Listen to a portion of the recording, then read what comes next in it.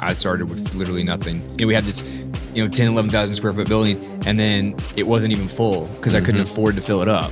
And then we just started buying stuff as we grew. I don't like talking about other businesses, but I will go out on a limb and say that crunch is horrendous. The vibe of the gym is so important to the quality of the workout. You're correct. It has to be on point, and you have to create the vibe not only with the gym equipment and the look and feel, but also with the staff. And I think you get what you pay for. If you pay $10 for something, you can't really control that environment as much. If you create a price, it's like, hey, we're proud of our product. We know it's better. And this is why it's better. It's wonderful, man. It's a dream come true to even get to the point to where we are now.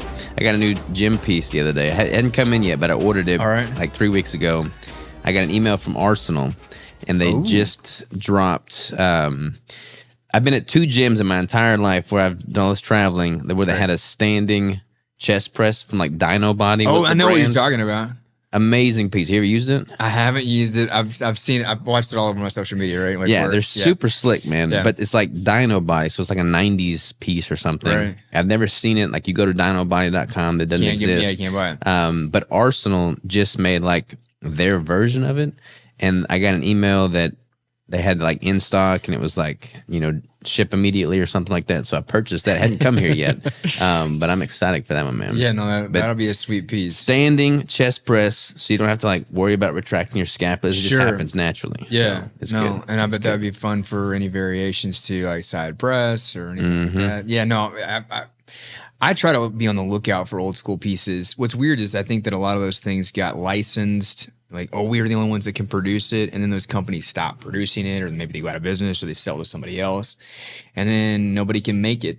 So then you're kind of stuck. That vertical press that we have now from Watson is awesome. Yeah. But, I've been looking for one of those since I opened. It's just like an old school style vertical press, which I think is Where's great. Watson based out of? It's UK? It's British based. Yeah, it's UK. Yeah. Those are some pretty slick pieces, man. I really like their stuff. I wish I didn't have to get it from overseas, kind of thing to get it. I like their stuff. I think it's really well manufactured as far as just it's made to use, right? And it's also made with, you could tell it's made with lifters in mind versus it's not that the other stuff is bad. It's just that you can tell some of the pieces are just, people lift weights. They design this. The way this functions, the way the pieces adjust, it just makes more sense. Yeah. I've looked into Arsenal a bunch. I am interested in their stuff. I just feel like it's super spendy. Yeah. It's super, and I probably wouldn't have bought that piece from them, except they're the only ones I know that are making that piece. Yeah. And it's kind of one of those things where you got to get it. Yeah. But like, I like their stuff. It's definitely marked up though, because they got that brand notoriety. Well, didn't Dana Lynn Bailey outfit her entire kit? Yeah, she's got their stuff. She's also got a lot of Prime. And I've honestly never really liked Prime that much. Like, it's just too technical. Yeah. Having like the 3 different loading pins, like it just overcomplicates things. Like, I just want to go in there, put my head down and lift. I don't have to like worry about the biomechanics of like which plate I'm moving to which pin. Right. You want it set up to maximize time and tension, right? For whatever muscle group that you're trying to isolate, that's what you want. Like, if you've got to play with way too many settings, then I think you're going to lose the general user altogether, right? You're going to just like, the regular person is going to look at that and go, I don't know what to do with that. Even a couple of the pieces that we have from Watson are like that. Like the hydraulic hack, which I love, and I think it's pretty easy to use. That's pretty slick though. I like using that for burnouts. Like, I'll start with it up vertical, and then I'll crack that piston, and then I'll just let it slowly drop. And those are brutal, man. It is. It's great. But I've noticed that some of the just Gen Pop will look at that and then go, and then if I go out, I'm there. So if I go talk to them and I'm like, hey, why are you using this other hack? And they're like, well, I'm familiar with it. And I'm like, okay, try this. With me here, try it. Oh, this is great. I'm like, yeah. I do like that old school hack. It's great. Yeah. I was doing that yesterday. I had 7 plates on each side. Nice. Yeah. For one. That was single. Well, yeah, nothing, right. If it's not broke, don't fix it. It's like, don't reinvent the wheel. The original hack is great. The hydraulic is great for, I think, just variation. I like to take it all the way up to 65 degrees and then just do those kind of plats, knees over toes, just really hammer your quads. It's brutal. It is. And so, yeah, that's why I like it. And same thing with the extensions, the adjustable extensions. I love the single leg double adjustable extensions. That I don't like any seated hamstring curl except that Watson seated hamstring curl. Like that one you could lock in. Because like mine, I've got a Legend one. Yeah. And there's just too much play in it. Like I've got to put my hands wedged up under my knee or over my knees. Whereas with that one, you just set the knee pad and you're locked in. You're locked in and you actually can isolate. Yeah. I think that's a lot of times with a lot of other older pieces or even, some of the Legend stuff that we have too, where, you're adjusting yourself up in the seat, you're pulling on the seat itself rather than the handles, right? You're trying to get that angle right. And you're right. They just made it correct. Yeah. Where you just lock in and go. So proud of What's it like owning the best gym in Northwest Arkansas? Well, I appreciate that. I do think we are for sure. It's wonderful, man. It's a dream come true to even get to the point to where we are now. I mean, we've talked about this before. I started with literally nothing. When did you open? What was the 2016 December? Because I lived here when I was in college, and you weren't here when I graduated. And then I was in Washington, and I moved back. I think I moved back in 2019, so I wasn't here when you opened. Right. But as soon as I started living back here, I immediately went to your gym. Right. Yeah, it would have been about 3 years at that point. Yeah. That's at the when we old actually location. had at the old location, and that's when we actually had some equipment. If you look back, I think it's still on the Instagram. If you look back at pictures from when we first opened, we had this, 11,000 square foot building, and then it wasn't even full because I couldn't afford to fill it up. So, I bought the essentials and put them in there. And then we just started buying stuff as we grew, Well, I don't like talking bad about other gyms. I don't like talking bad about other businesses. Me neither, especially like if it's local, like support anything local, right? Yeah, for sure. But I will go out on a limb and say that Crunch is horrendous. Like Greg and I both go there too because they got tanning, right? And he's in a prep, so he wanted to have the tanning. I totally get it. And we're both canceling our membership. Like he canceled his yesterday. I'm canceling mine tomorrow because it is just nasty, man. Sure. It's so filthy. Sure. Nothing's ever cleaned. It's just a bunch of college kids working the front that are on their phone. They don't care. And it's just not a good vibe. I mean, the vibe of the gym is so important to the quality of the workout. 100%. And I think that, we've had our ups and downs with that over the last almost 9 years. But it's, you're correct. It has to be on point, and you have to create the vibe, not only with the gym equipment and the look and feel, but also with the staff, how the gym flows, and then the clientele, right? So you got to stay on top of that. And I think to call Crunch a box gym, but I mean, it's definitely a box gym. It's a box gym. It's a franchise. So they are just going to pump out the same thing wherever it is, right? And so, you're going to have that familiarity for people that are like, oh, I want that because I know I can pay this and I know I get these things, X, Y, Z. But what you're also going to get is an array of culture, because it's just going to be whoever, right? And I think you get what you pay for. If you pay $10 for something, you can't really control that environment as much as you can if you create a price. It's like, hey, we're proud of our product. We know it's better. This is why it's better. We take care of it. We keep it clean, right? And then if you don't follow those things, we'll ask you to leave. And I think that has been something I have stuck to from day one. And I think it's good. Some people don't like it. It shows, man. I mean, like you have a piece of equipment go out of commission. We fix it.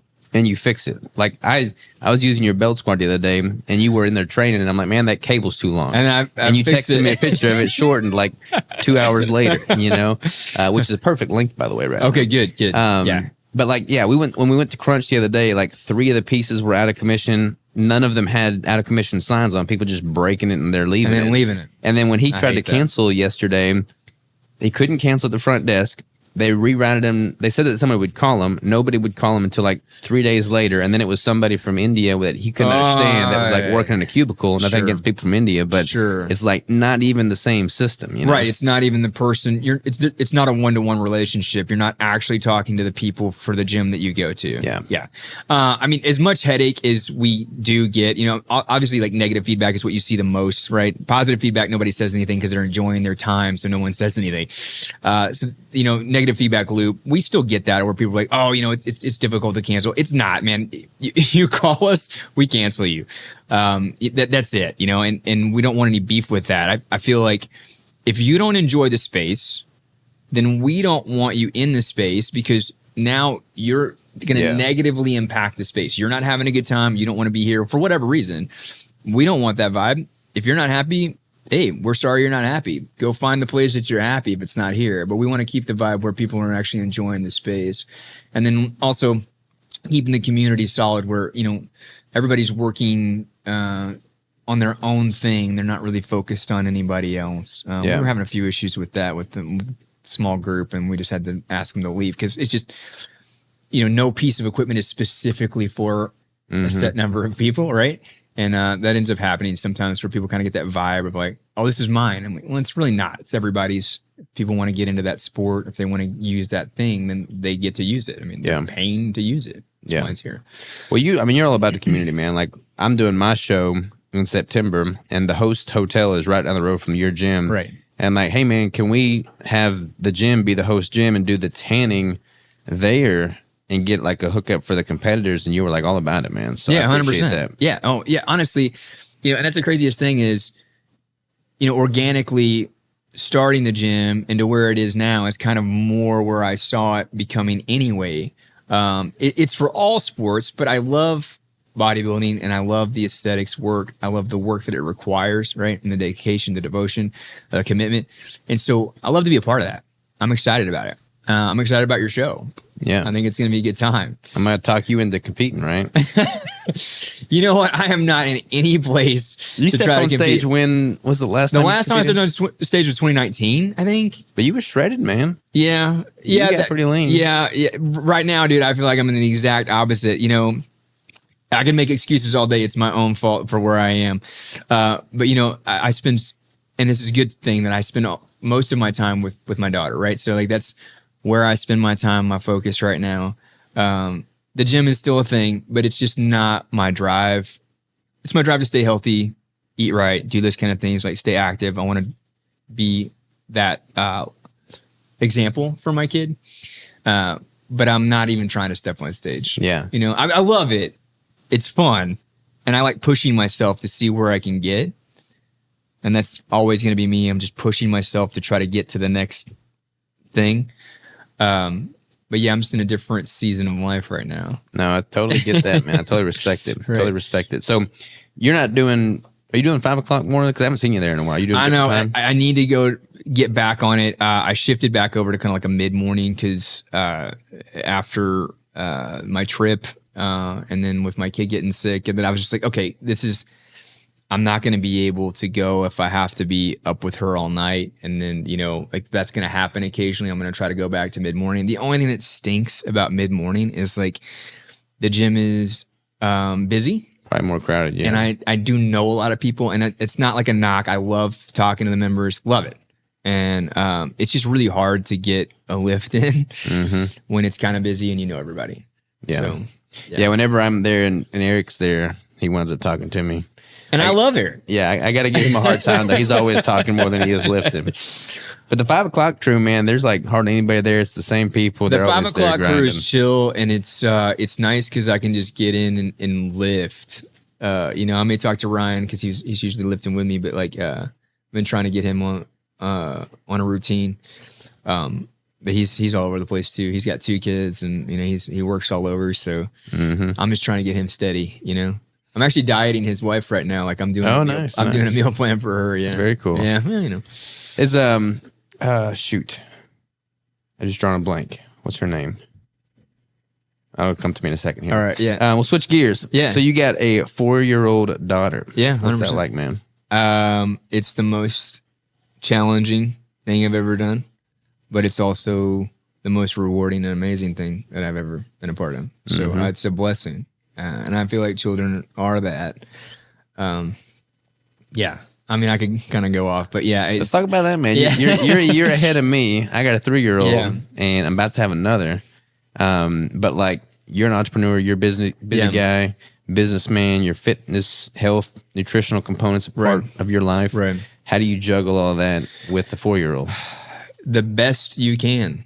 You know what I mean? And some days are easier than others. I mean, you know, children are constantly testing boundaries and they're constantly watching, right?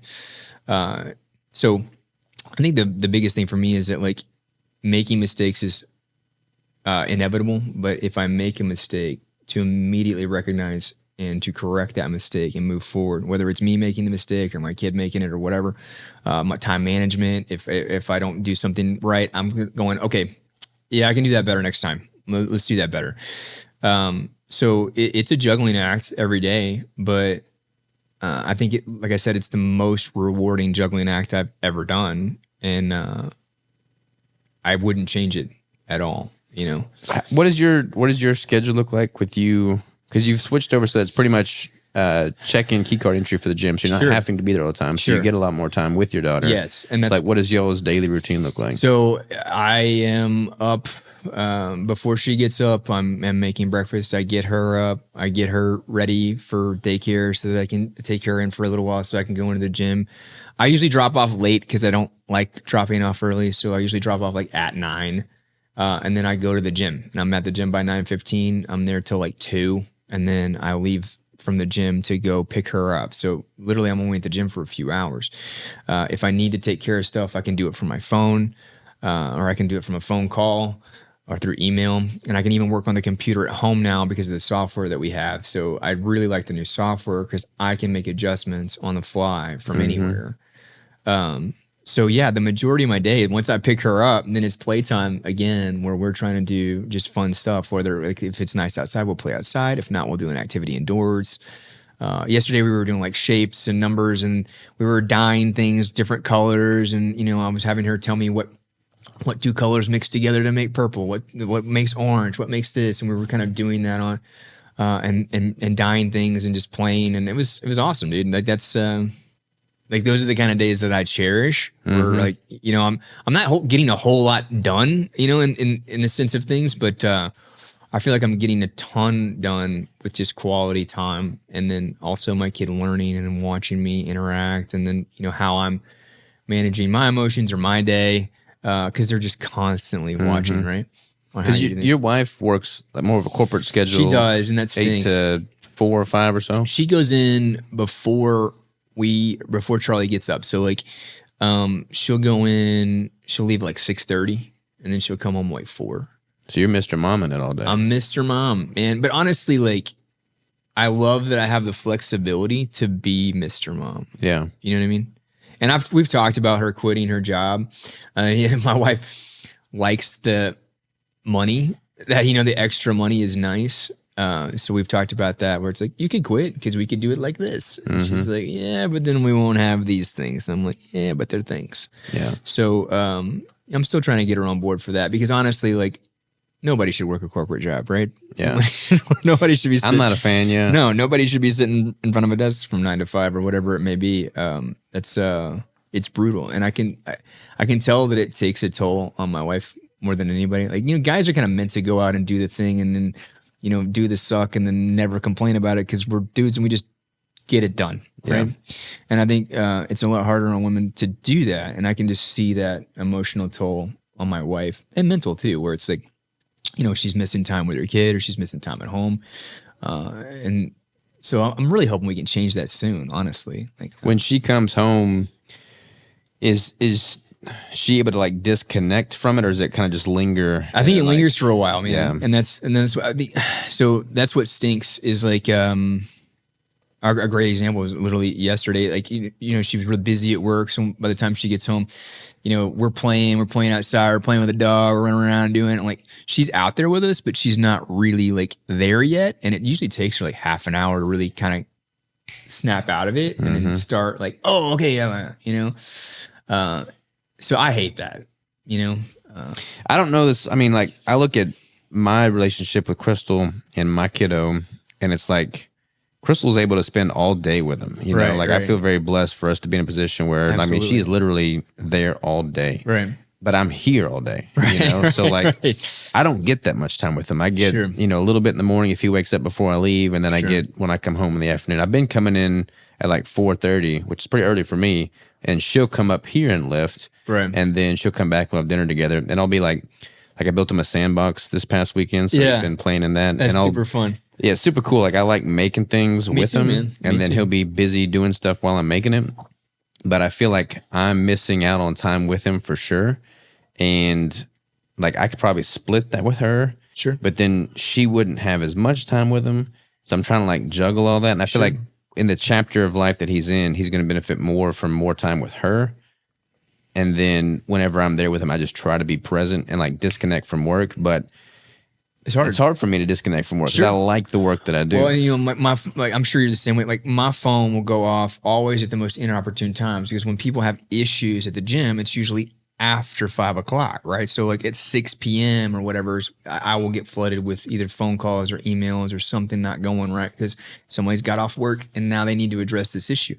And I know that causes tension in our relationship too because my wife will be like, "Hey, put your phone down. Like it's dinner time." I'm like, "Yeah, but like this is kind of like has to be done now." So it's tough for me to disconnect from that. I'm like, I have to do this right now because I want to take care of it so that I'm not thinking about it, so that I can be present. So I get it. That's tough. And I agree with you. Honestly, like I'm Mr. Mom because it just fits where we're at in life. But I know that my daughter would 100% benefit if it was reverse. Yeah. You know?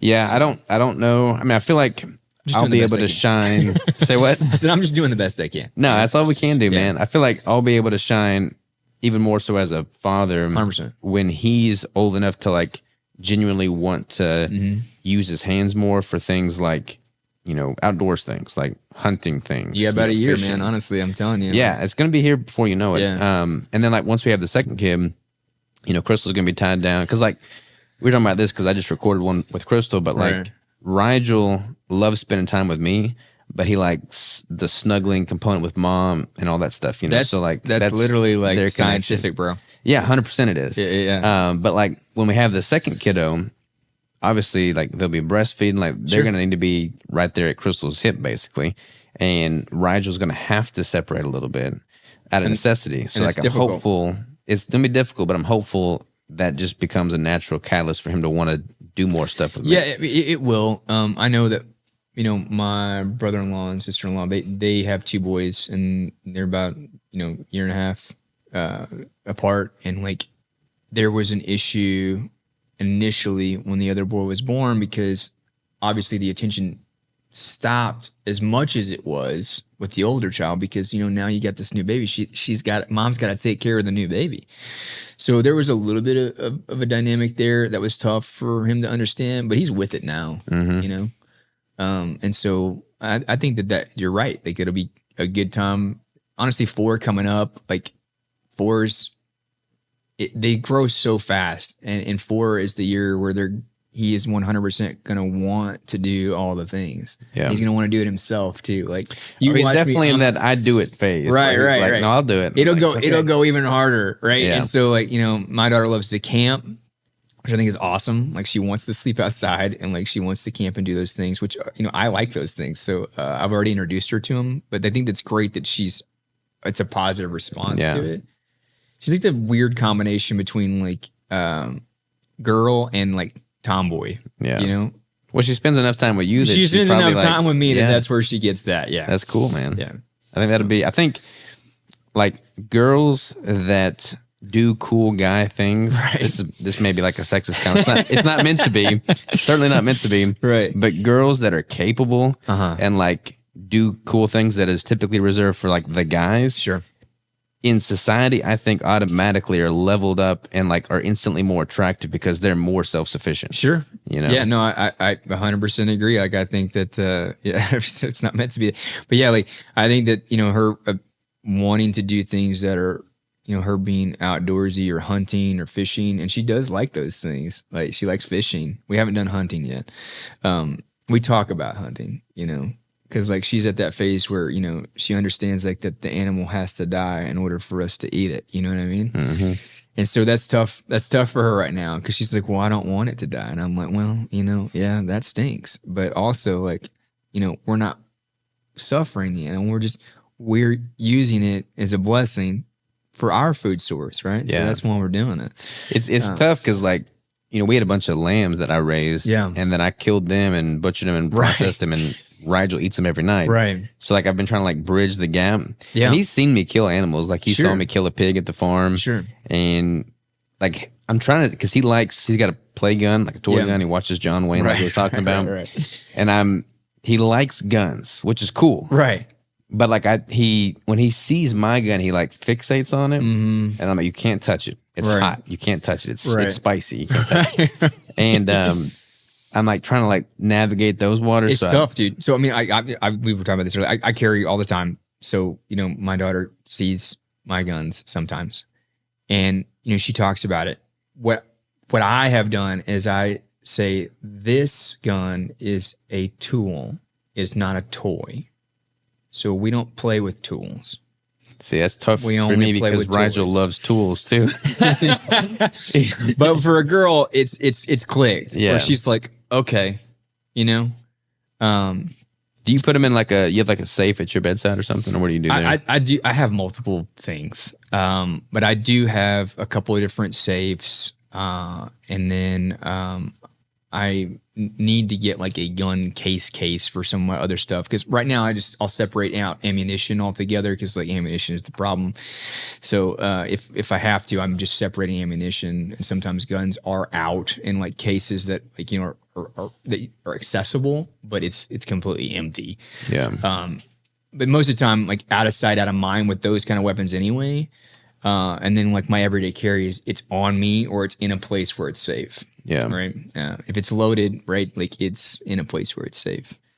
I was always leaving my handgun on my, bedside table when we'd sleep, but I didn't want him to like crawl around me or like grab it or anything. So I got one of these, the fingerprint ones. Yeah, but man, I got one too. Well, I got a couple different ones. I got one that's non-electronic mechanical one. Yep.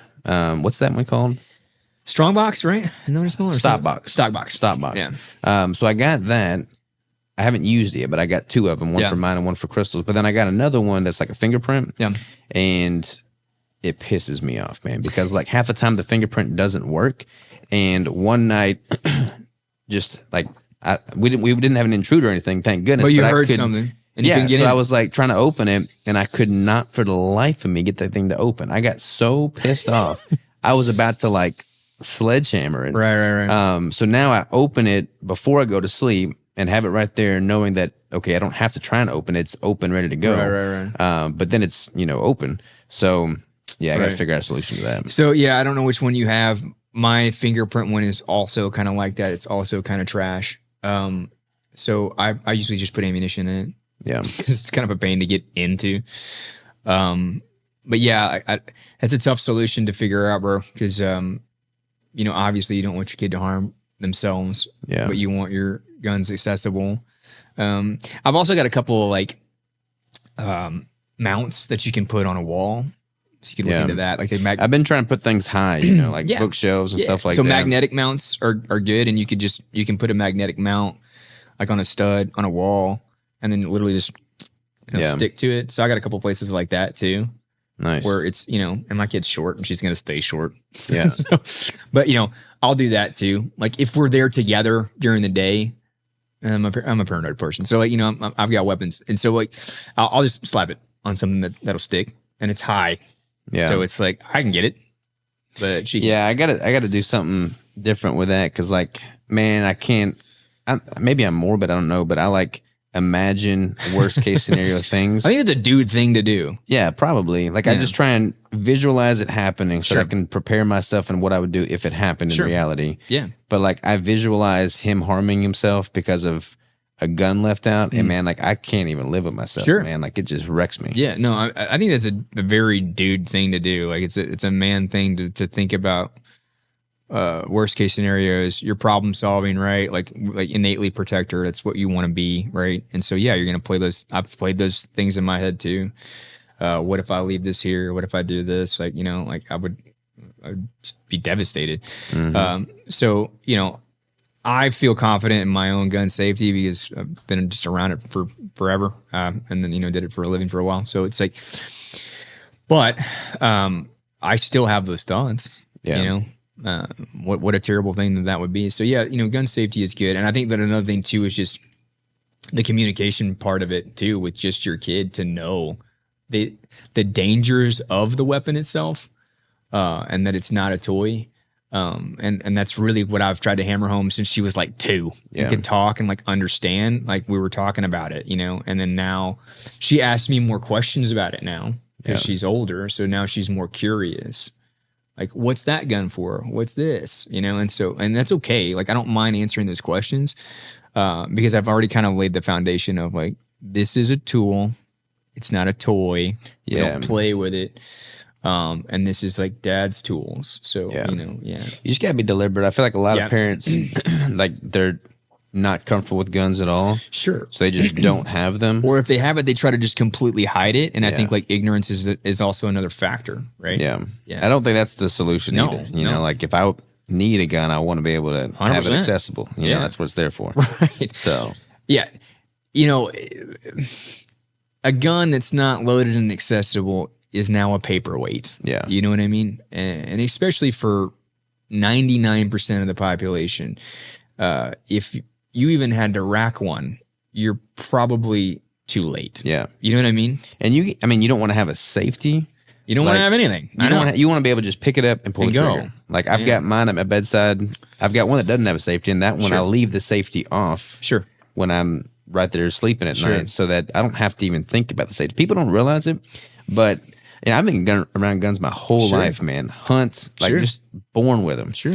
One time I was out with my sidearm, safety on, driving through the woods, and a whole bunch of hogs ran out in front of me, and I grabbed it, and I was like, went and pulling, and nothing was happening. I'm like, what's going on? Safety was on. It's like when that adrenaline dumps, you don't think about anything, And especially if you're not routinely practicing those kind of things. Right. Yeah.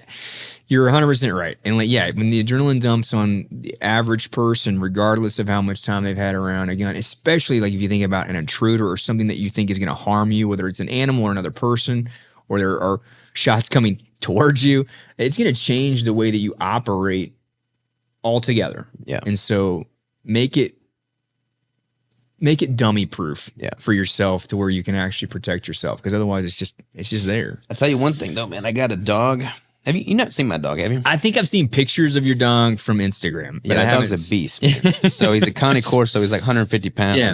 And he's like a year old now. He's just a puppy. But he's like a big love bug. Like Rigel crawls all over him. He's just like super docile. Yes. But like he's got a pretty ferocious bark when somebody's coming that he doesn't recognize. 100%. And we let him sleep inside at night. So like if somebody was trying to get through the door, I would at least have time with him alerting me 100%. That something's around. I've got a 90-pound lab that is just a big softie, but he barks like an SOB if anyone comes near the house. Yeah. So, he's great. And he loves Charlie, and she jumps all over him, plays with him. They run around together. I also have gravel on one side of my house. So if you try to walk through the side of the house, you're walking through gravel.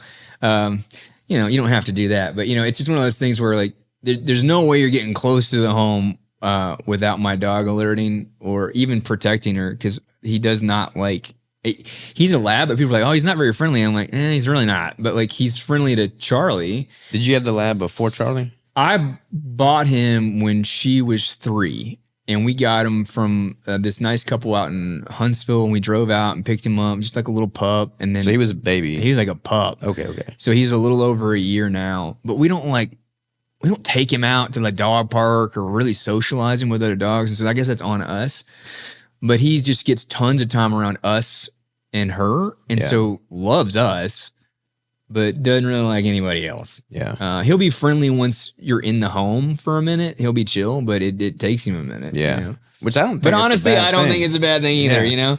My wife doesn't like it. It like makes her embarrassed because it's like, well, people can't come over. I'm like, they can. It's They got to be dog people. They got to know it, you know? They got to be dog people because it's going to take him about 5 or 10 minutes before he's actually like, okay, you're cool. Yeah. Yeah. But how long were you in the military for? 9 years. Yeah. And what branch were you in? I was in the Army. Yeah. What were you doing with the Army? Well, a lot of different stuff, but yeah, I was stationed at Fort Bragg, and I've spent some time overseas. But my job it's called PSYOP, so like it sounds really fancy, but it's really not. It was a fun job. I enjoyed it. Got to utilize it a lot. Did you do that like right out of high school or something? No, I didn't, man. No, it was a total screw up. I graduated high school and then tried to go to college. Did not like that one bit. Dropped out.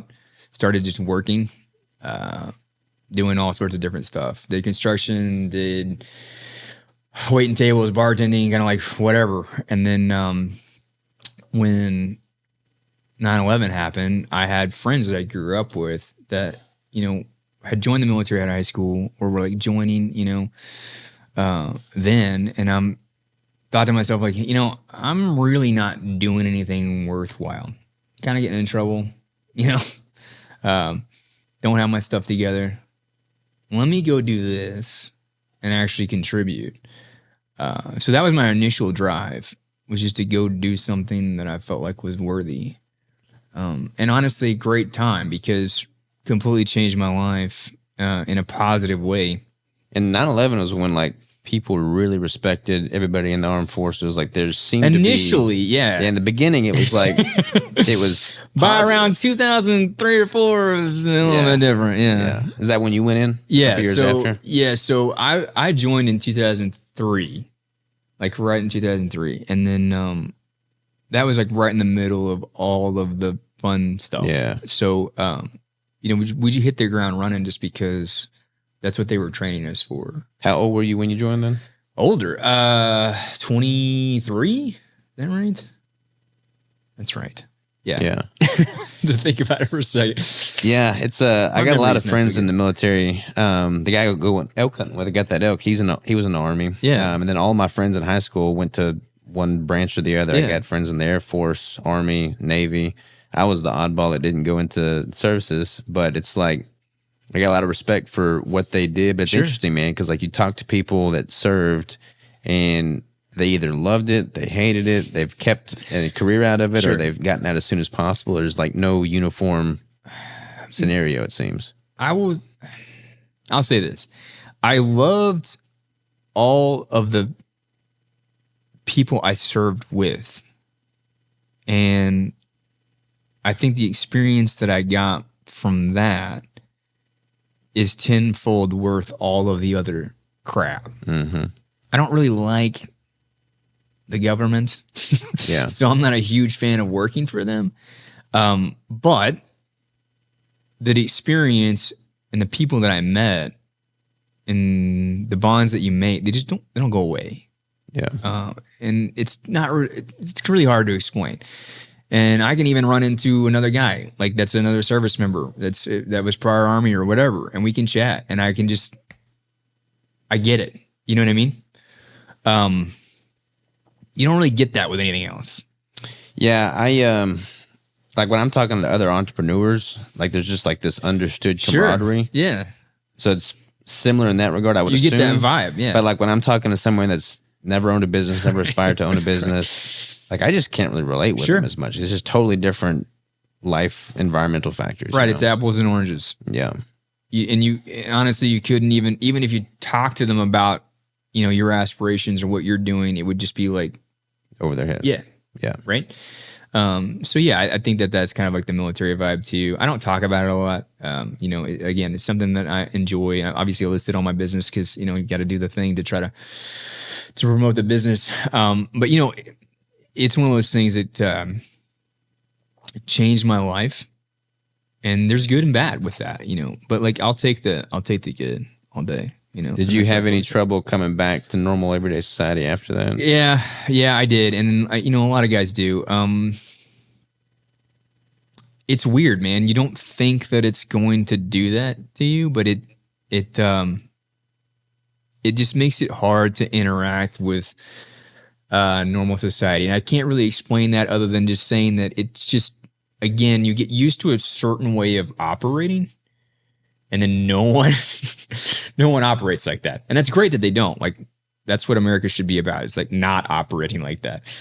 But you get used to that. And so you speak a certain way, you act a certain way, and then people go, oh, you don't do that.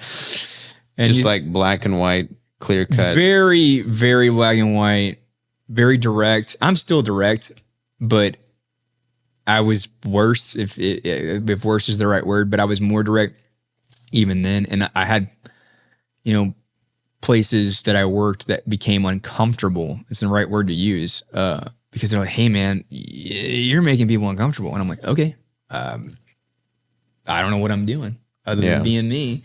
But that's one of those things where it's trying to make that connection of bridging the gap to go, all right, I need to put that down because this is completely different. And that took a while for sure. And like some guys really struggle with it, for a long time. So like, I'm blessed again, like thank God, honestly. Just put a lot of effort into it to try to make that change. I feel like you got to have something to fight. So like when you started the business, that became your battlefront. Honestly, it was a game changer for me then, for sure. Like a lifesaver there too.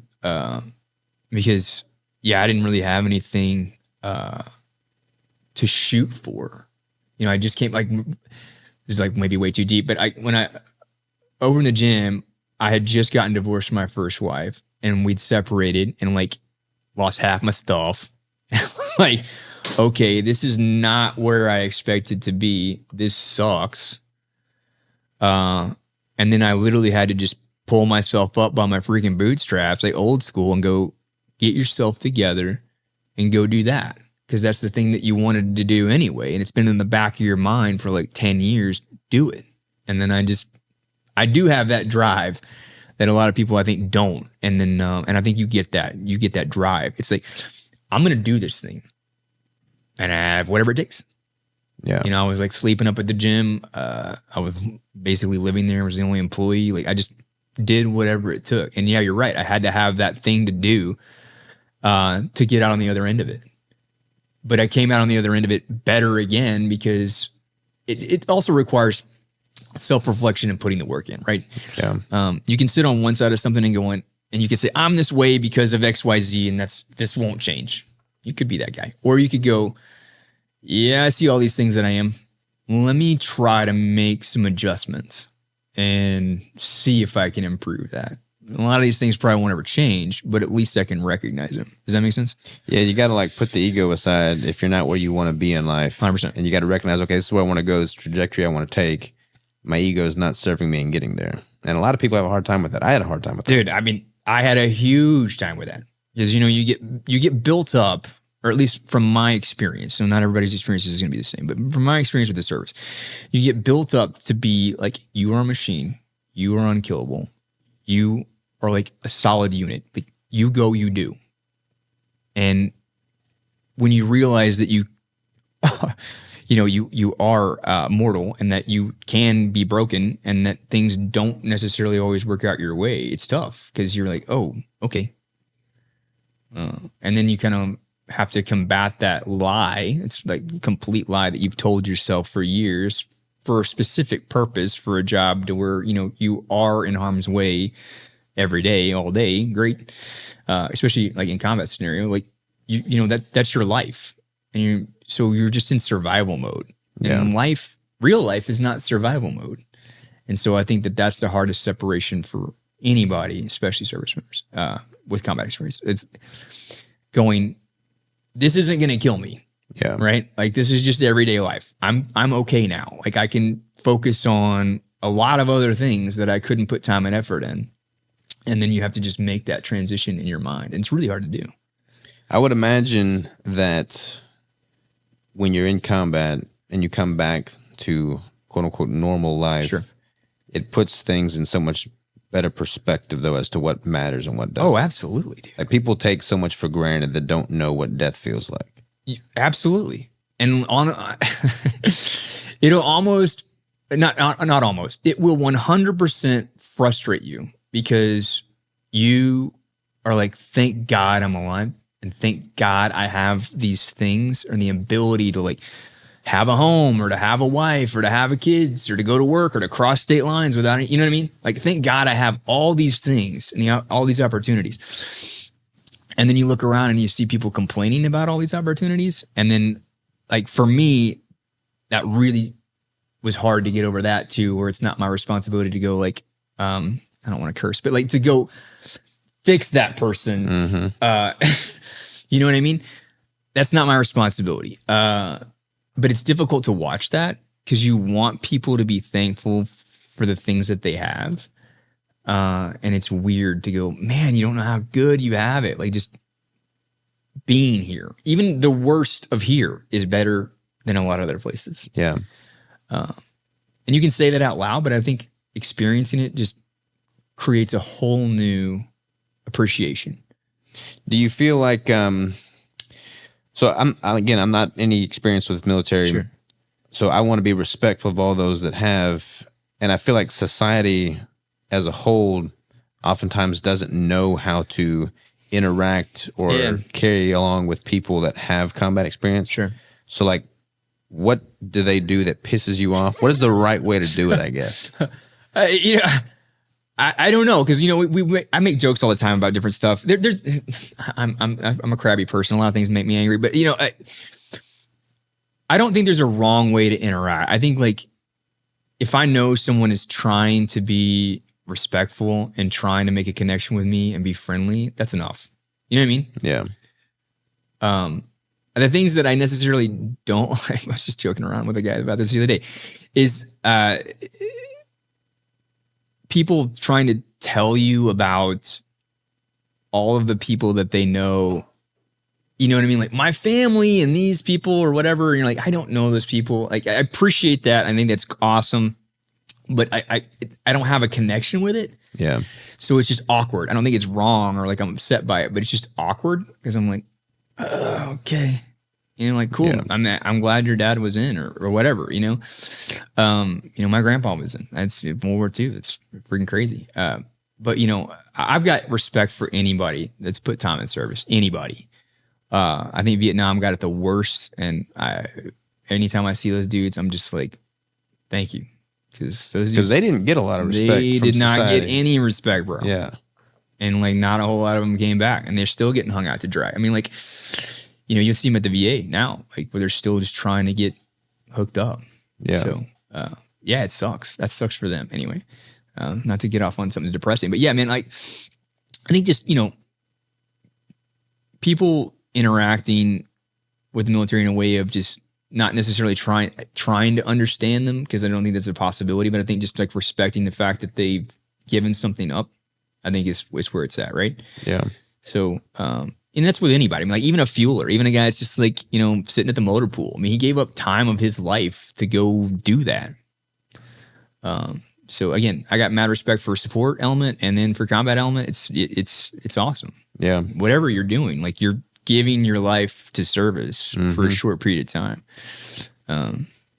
Or a long period of time. You got to do 20 to get paid.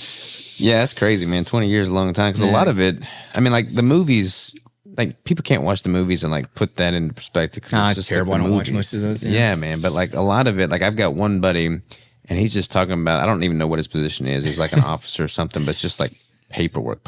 He's like military police, I think is what he is.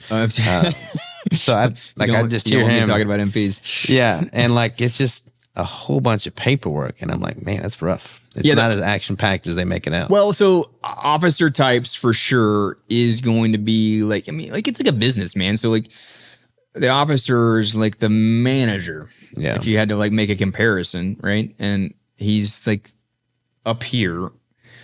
He is the paper person. Yeah. And then enlisted side is kind of getting it done. Yeah. And then telling him what they need, but yeah, MP's rough anyway, because you're going to be hated by a lot of people. Yeah. See, I don't even know enough to know.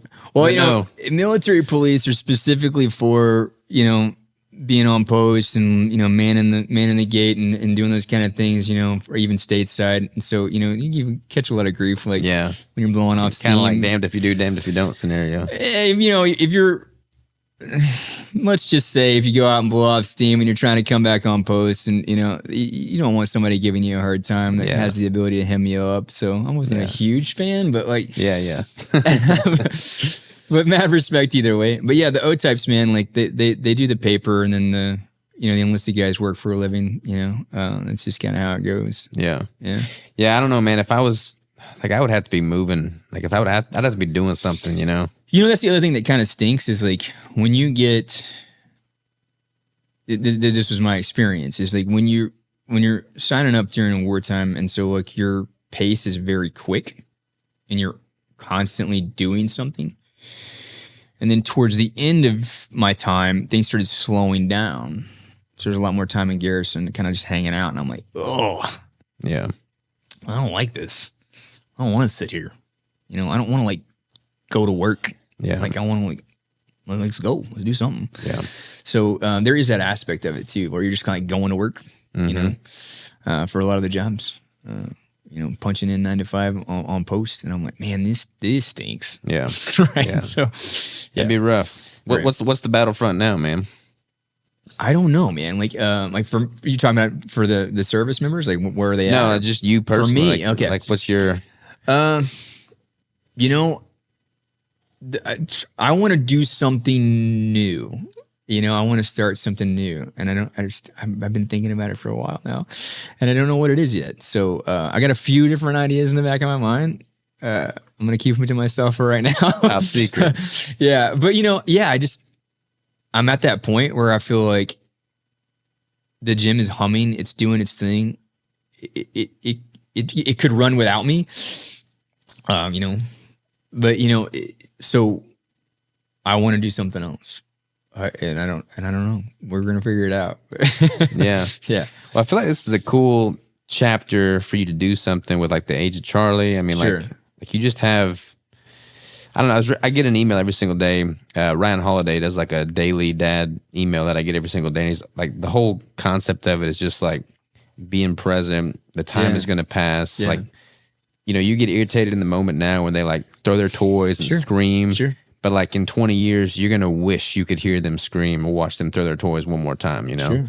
And like, I worry about getting so caught up in the here and now with the business and just all the stressors that I have. And they're never going to end. But like realizing what's important in life and not taking what I have, the moments I have with Roger for granted.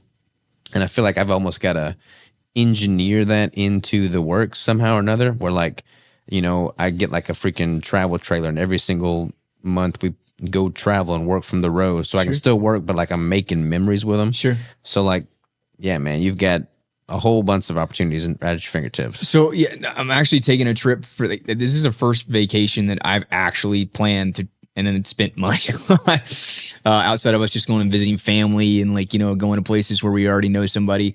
But we're going to Yellowstone in June, and nice. I planned it out, and, excited about it, and Charlie's excited about it. And, I think that that's good. It's a tough thing, man. I'll say this. There are some things that I'm like, I can't put this down, right? To work. I can't put it down, but I have a few different times where I'm like, this can wait till tomorrow. Mm-hmm. And nothing happened. Nothing got crazy, and I could wait. And then it allowed me to like take a breath and then just be in the moment with my family. And so it's funny. I'm reading a book right now all about 80-20 principles, which, everyone's familiar with.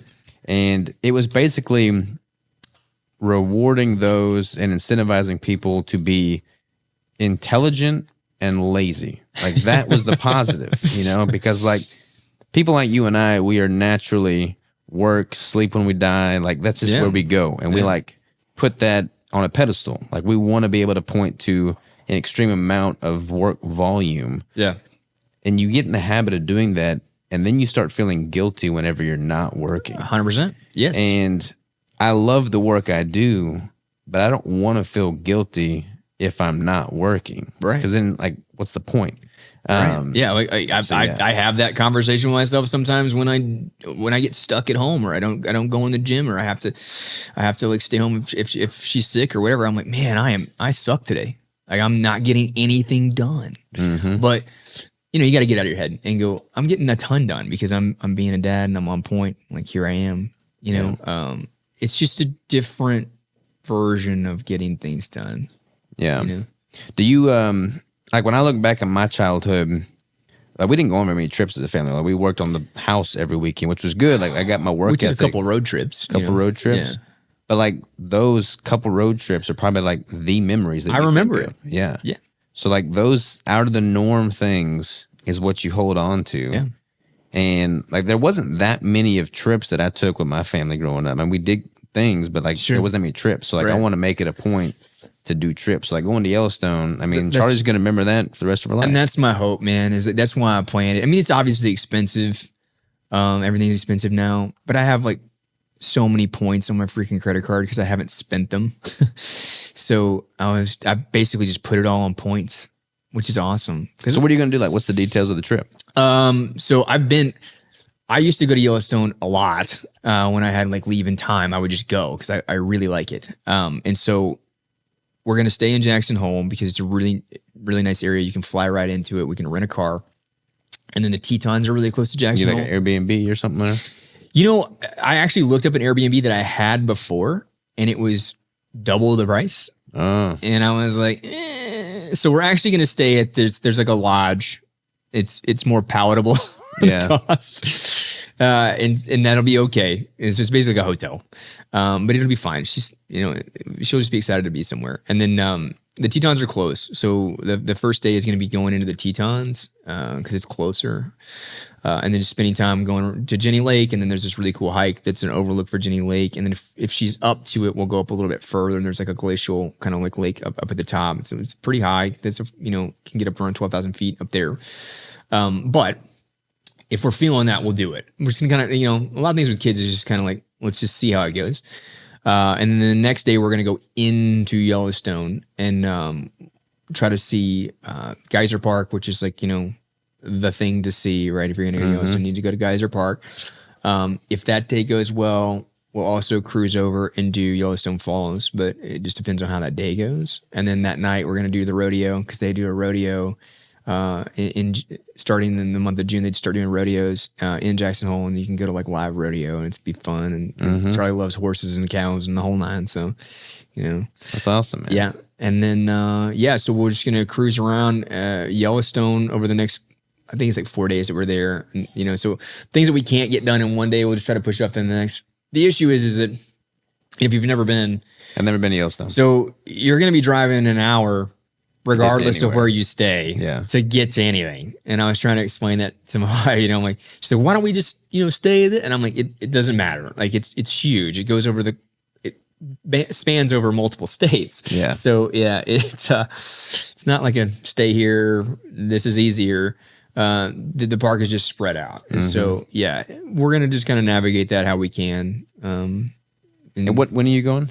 June 2nd. I really wanted to go at the end of May, but it just didn't pan out that way. But June 2nd through the 6th is when we're going, and it should be good. Hopefully they're going to have, I think, a late spring, but I don't think so. It's like springtime is really when you want to go because that's when the most animal activity will be. Be one of those guys getting a selfie with a grizzly bear, are you?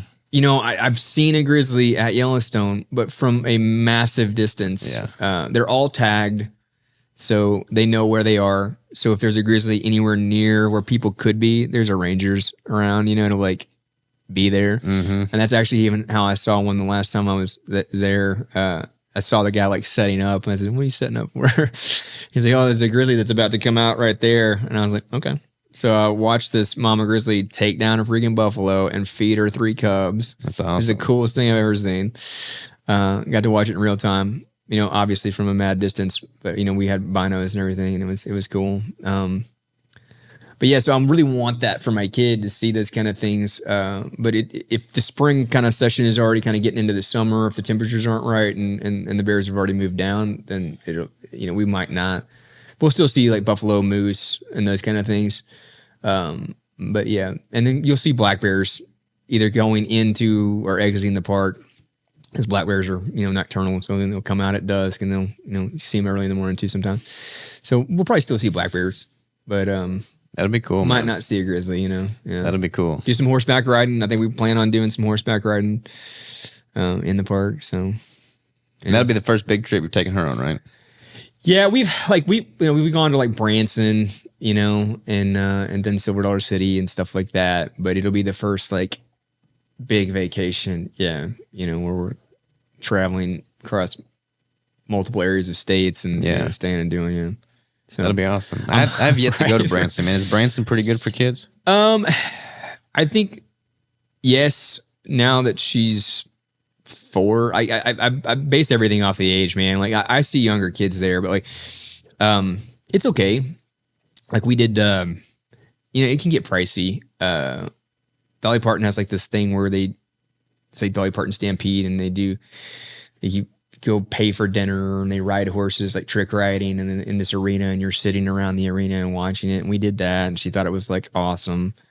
We went to Silver Dollar City. They have like little kid rides that are totally kid friendly, and they're easy to get on and off. It's not like Disney where you'd be waiting an hour. So and it's affordable. So yeah, I think it's worth like maybe a weekend. Yeah. I'll take Crystal and kiddos up there and check it out sometime. Yellowstone would be way more fun for sure. Yeah, I mean, that'd be up your alley for sure. Because you do like a lot of backpacking and hiking. I and do. Camping and all that stuff. And I love that stuff. That's like I would just live in the woods, if I didn't have a wife and kid. Have you ever thought about doing like hardcore mountaineering, like summiting the peaks like Kilimanjaro, stuff like that? I have thought about doing stuff like that. I think at this point in my life, I would probably, my wife would kill me. It would cause a huge strain on my marriage if I tried to do anything too extreme.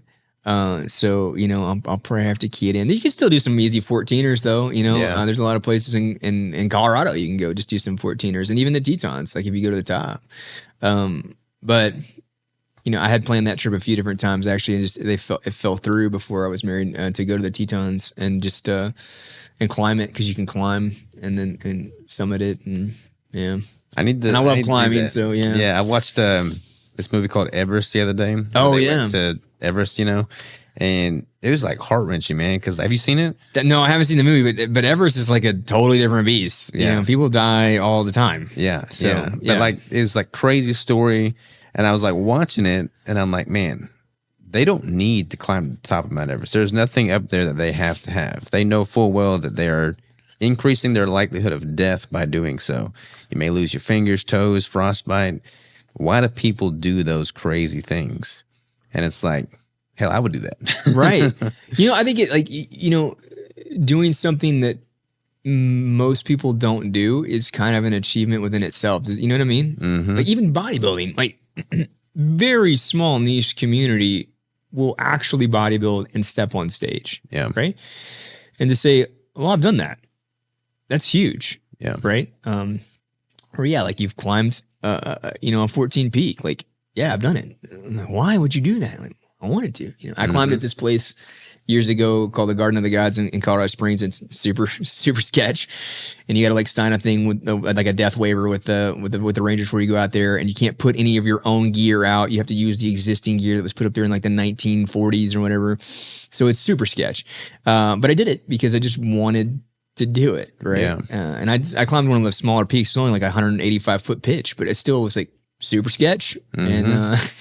And, I felt super accomplished when I got to the top.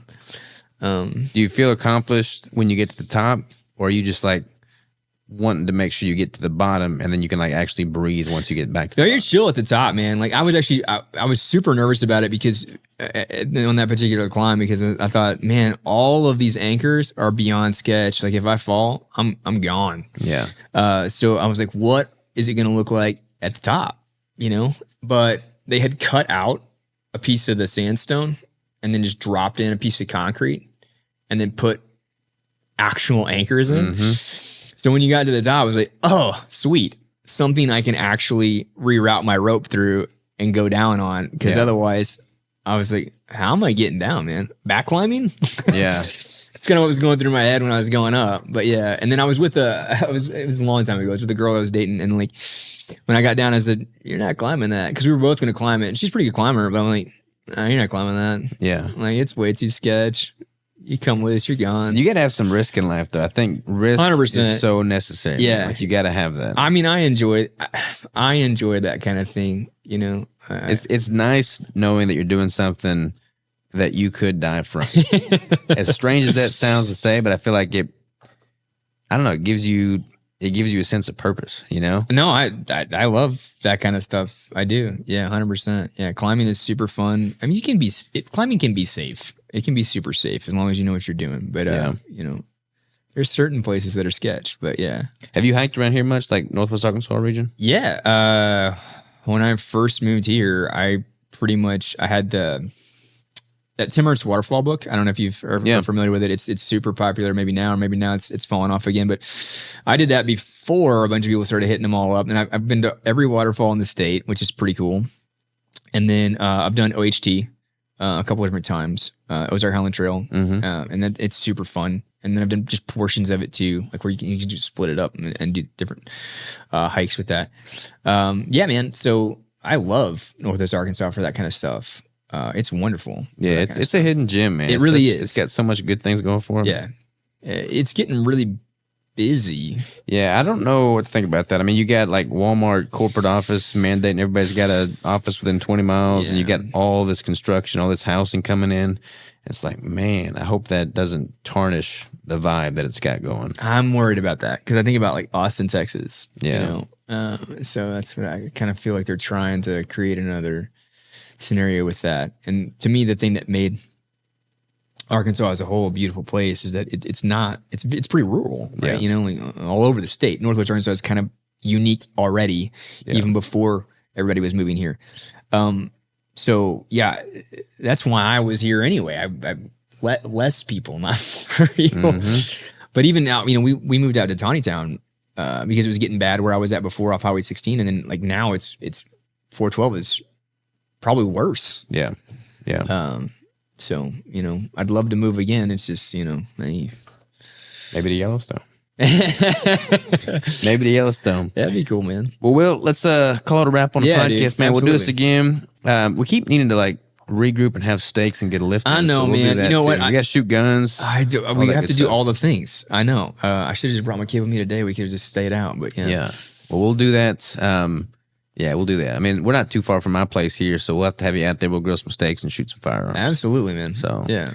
Where do people go to find out more about you, diving deeper into your world, bro? Yeah, so, you know, you can still check us out, ozarkiron.gym.com, Instagram, obviously, for sure. Check us out there. Everything is really seamless now for the 24-hour access. You can sign up directly online. You don't have to interact, but if you want to interact, you can come into the gym anytime between 9 and 6, Monday through Friday, and we'll be there. So, awesome. Yeah. And it is hands down the best gym in Northwest Arkansas. Thank you. So that's where I train for sure. Appreciate it. Appreciate you, man. Till next time. All right. Sounds good.